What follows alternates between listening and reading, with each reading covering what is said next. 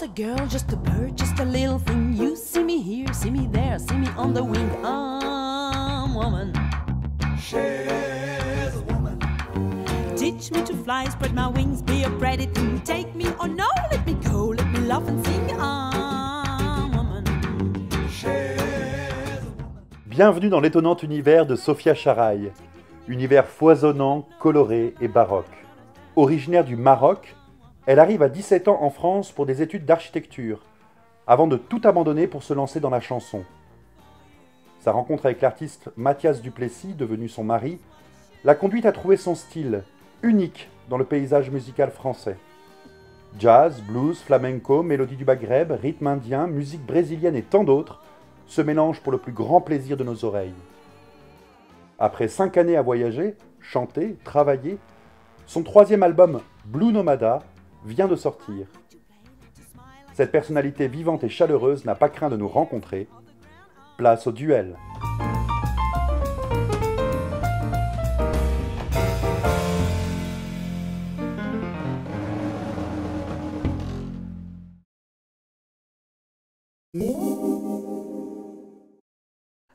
C'est difficile parce que j'adore les deux. Alors, on va dire montagne, parce que c'est précisément là où j'ai envie d'aller m'installer et de me rapprocher finalement. Parce que justement, on vient d'en parler, je voudrais me rapprocher du Var, parce que j'aime la montagne, parce que j'aime les eaux de source qui coulent de la montagne et qui, pour moi, me ressourcent tout simplement. Voilà. J'aime beaucoup les deux aussi, c'est dur.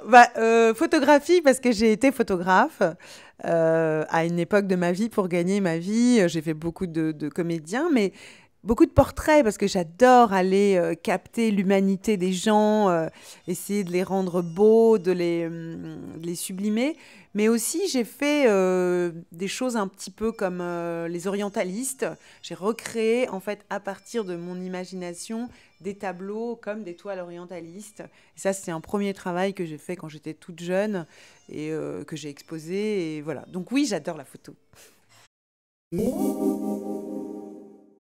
Écoute, je vais dire Billie Holiday, parce que c'est quand même elle qui m'a accompagnée pendant de nombreuses années quand je suis arrivée à Paris. Sûrement parce que c'était un besoin d'exprimer ma mélancolie de mon pays, l'exil. Enfin, l'exil, c'est un grand mot, mais bon, quand tu quittes ta terre natale pour un certain nombre de temps, puis finalement tu reviens pas, donc ça finit par être un exil.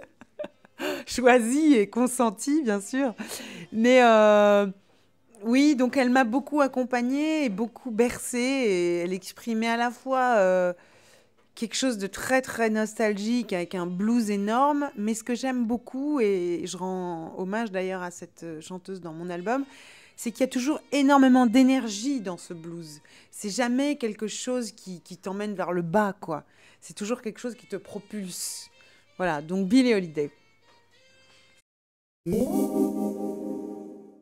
Écoute, je dirais afro à cause de mes racines et parce que, curieusement, je trouve que quand on dit latino, on pourrait y inclure le Brésil, mais je trouve que justement, les rythmes brésiliens ont des filiations et des parentés très très claires avec l'Afrique.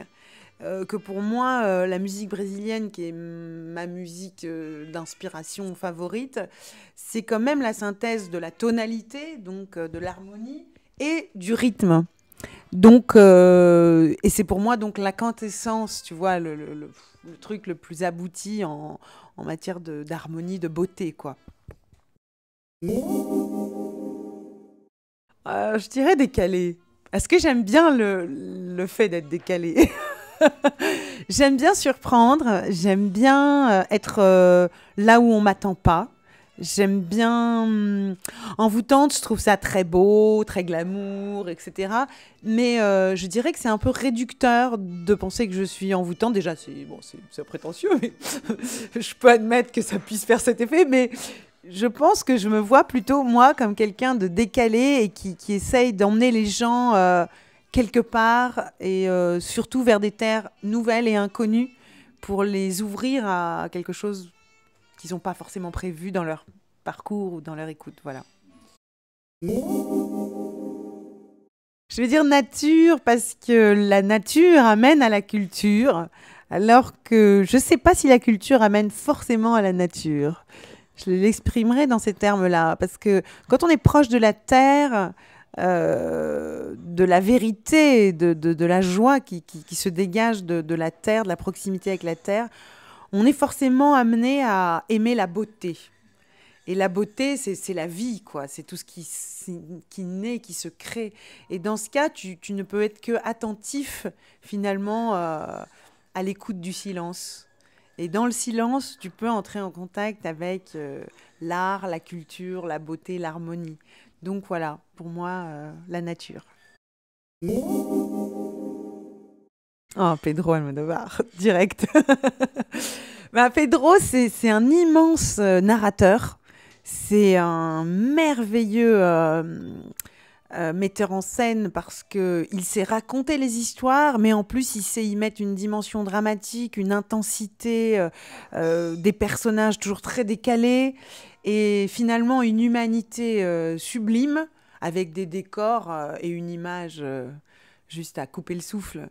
Donc non, j'en connais pas beaucoup des comme lui.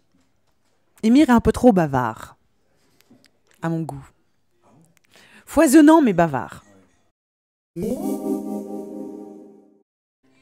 vais dire l'Inde, parce que je trouve que c'est un pays d'une richesse inouïe, non seulement au niveau de la culture, de la langue, des paysages, enfin, de la diversité en général qu'on trouve sur place, mais aussi à cause de l'humanité et de la spiritualité qui se dégage des gens que j'ai rencontrés là-bas, et de la dignité, je dirais même, parce que c'est des gens qui, même dans des conditions insupportables pour l'Occident, gardent une dignité, une beauté majestueuse.